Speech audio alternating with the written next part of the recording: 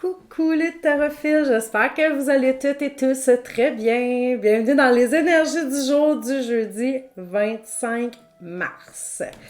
Aujourd'hui, j'ai choisi le jeu Libération énergétique. Il me semble qu'on a des affaires à laisser aller. Je l'aime ce jeu-là, moi, Libération énergétique. Je trouve que juste le mot le dit. Hein? Grâce à cet oracle, tu es maître de tes énergies en connexion avec tes guides. Mais c'est ça, tu sais, des fois quand je sens que j'ai quelque chose vraiment là, qui m'agace, ben ce jeu-là, je l'utilise, puis là, je vais voir c'est à quel niveau. Puis c'est quand même assez juste habituellement, là, c'est étonnant, là, ce petit jeu-là, là, je vais le dire. Il est étonnant par sa justesse.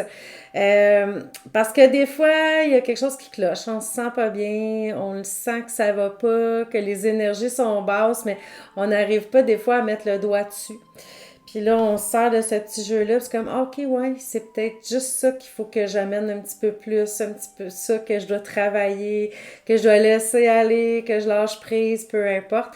Puis ça peut être un bon petit guide, là. Tu sais, évidemment, il n'y a rien comme votre intuition, mais c'est un petit plus en quelque part. Donc, pour votre libération énergétique, je vais commencer avec les choix numéro 2. Je vais commencer avec le centre. C'est le chakra de la gorge. Chakra de la gorge. Ça, là, j'en ai déjà parlé en long et en large. Hein? J'avais eu quelques problèmes à ce niveau-là l'année dernière lors de la séparation avec mon ex. Puis j'avais pas pu dire tout ce que j'avais à dire. Puis oh my God, j'étais toute serrée ici, là, tout tendue, là, même les épaules, là, c'était quelque chose. J'étais vraiment ouf. Puis comme je vous disais, moi, je chantais des mantras dans la voiture. En tout cas, je l'ai éprouvé, mon chakra de la gorge, mais je devais faire ça pour le libérer. Donc, peut-être qu'il y a quelque chose aussi au niveau de la communication qui bloque pour vous. Donc, je vais aller vous lire une partie de votre carte. Je dis une partie parce que quand même, il y a beaucoup de contenu dans ce petit livre-là. Ton chakra de la gorge a des blocages et ou des résistances. Il y a une dispersion d'énergie qui impacte ton corps causal, c'est-à-dire ton corps karmique.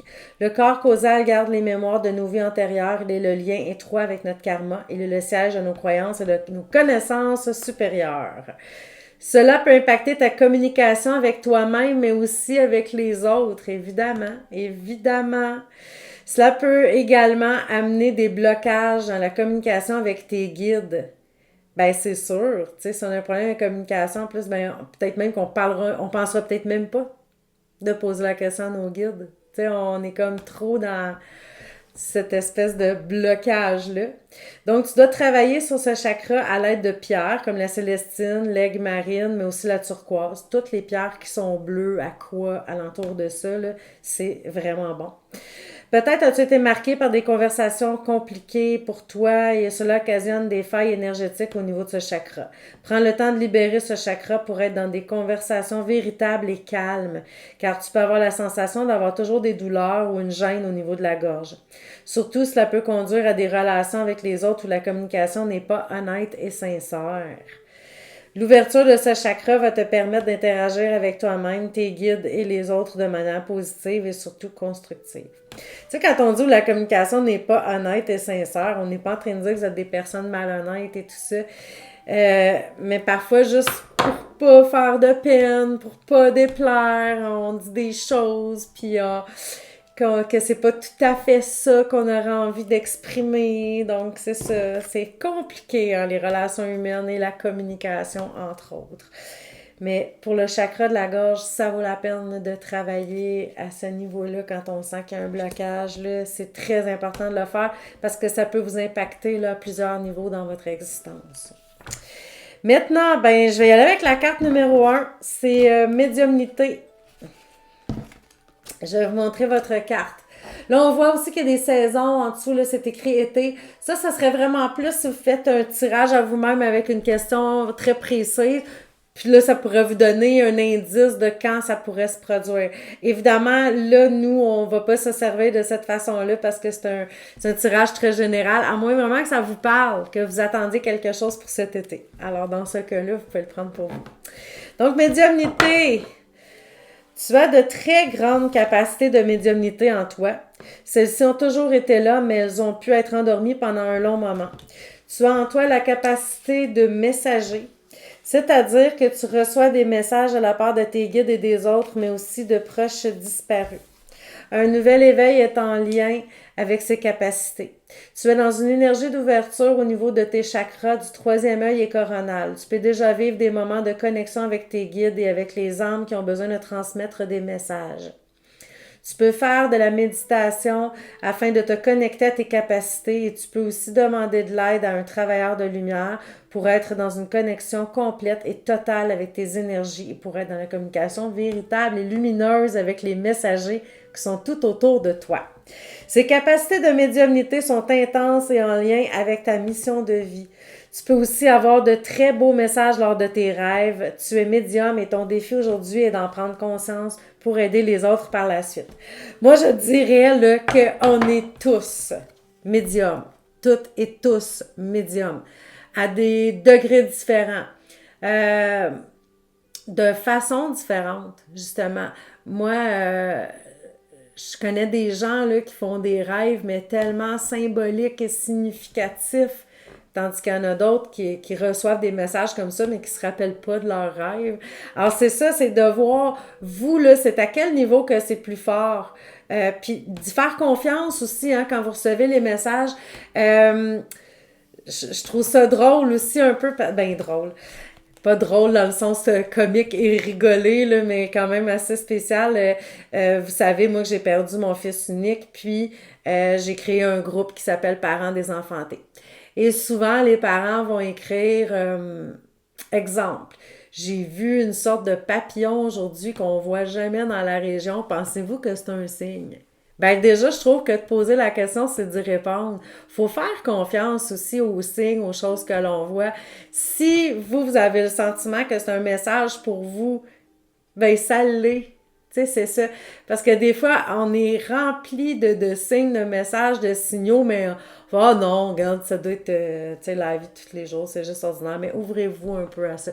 Mais là, je dis pas non plus à l'excès, parce qu'il y en a qui voient des signes partout, là, c'est pas mieux non plus. Mais de trouver juste l'équilibre là-dedans, mais de se faire confiance. Si pour vous, quand vous avez vu le papillon, vous avez tout de suite pensé à quelqu'un en particulier, ah, ça doit être mon grand-père, ben pourquoi après vous remettez en doute, mais pourquoi, tu sais, ce serait mon grand-père? Si c'est ça, ben c'est ça qui est ça. C'est ça qui est ça. Mais quelle philosophie, c'est ça qui est ça. Puis c'est en plein ça. Ah! Et le choix numéro 3. Je le gardais pour la fin, la cerise sur le sundae, tu sais. Environnement extérieur nocif. Each. Ouais. Ça nous arrive tous et toutes à un moment donné. Tes énergies sont parasitées par ton environnement extérieur. Cela peut être ton lieu de vie ou un lieu que tu fréquentes quotidiennement. Cet endroit parasite tes énergies et te fait vibrer sur un taux énergétique bas. Cela peut être ton logement, comme ton lieu de travail, voire la ville où tu habites. En ce moment, tes énergies ne sont pas en accord avec ton environnement extérieur. Ça t'oblige à adapter en permanence ton taux énergétique, de façon négative. Tu peux alors avoir l'impression d'être fatigué, d'être en colère ou tout le temps négatif. Dans un premier temps, tu dois mettre en place des changements pour être dans un nouveau lieu de vie si tu le peux. Tu peux aussi porter des pierres pour te protéger, créer autour de toi une bulle de protection par la méditation, par un soin énergétique. Le fait de ne pas être connecté avec ton environnement extérieur peut aussi être un signe que tu dois prendre des décisions pour passer à un nouveau chapitre de ta vie et pour aller vers de nouvelles relations. Fort possible, hein? Si c'est ton lieu de vie, tu peux aussi nettoyer ton logement par de l'encens, de la sauge, par l'eau santo, des invocations à tes guides. Prends le temps de déterminer l'endroit qui est en discordance avec tes énergies pour mettre en place les mesures nécessaires afin d'être dans une vraie unité énergétique. Moi, je pense qu'on a toujours la capacité de d'être dans de bonnes énergies malgré tout. Parce que je pense qu'on est en contrôle de ça. On peut aussi se créer une bulle de protection. C'est sûr qu'il y a des gens qui nous grugent un peu plus d'énergie que d'autres. C'est sûr qu'il y a des endroits où on arrive qu'on leur sent que wow, attends un peu, là, je suis pas bien ici, là, quelque chose qui se passe. Mais tout part de soi. Alors, évidemment, si vous pouvez vous en aller changer d'endroit, c'est l'idéal. Mais moi, je pense que si à l'intérieur, on se dit, OK, je me ground, je me coupe un peu de ça, il y a moyen aussi là, d'arriver à se sentir bien. Évidemment, si c'est dans votre logement, c'est l'endroit où vous habitez, ben là, c'est sûr qu'il faut purifier l'endroit, il faut purifier la place. Il faut se demander aussi, parce que ça veut pas dire, comment je pourrais dire, ça peut peut-être venir de nous aussi. Tu sais, des fois, on a l'impression que c'est de l'extérieur, mais ça peut venir de nous. Exemple, on arrive dans un endroit, puis il y a quelque chose qui nous rappelle un mauvais souvenir. Ben, l'endroit n'est pas négatif comme tel, mais nous, ça se peut que ça donne des mauvaises vibes. Donc, c'est ça, c'est d'être vraiment, là, vraiment, vraiment à l'écoute de ça pour comprendre, ça vient-tu de moi? C'est-tu vraiment de l'extérieur? Qu'est-ce que j'ai besoin? Donc, ben c'est ça, d'aller purifier ça, d'aller nettoyer ça, d'aller libérer des vieilles blessures. C'est un peu ben, un mode de nettoyage pour avoir un environnement plus sain.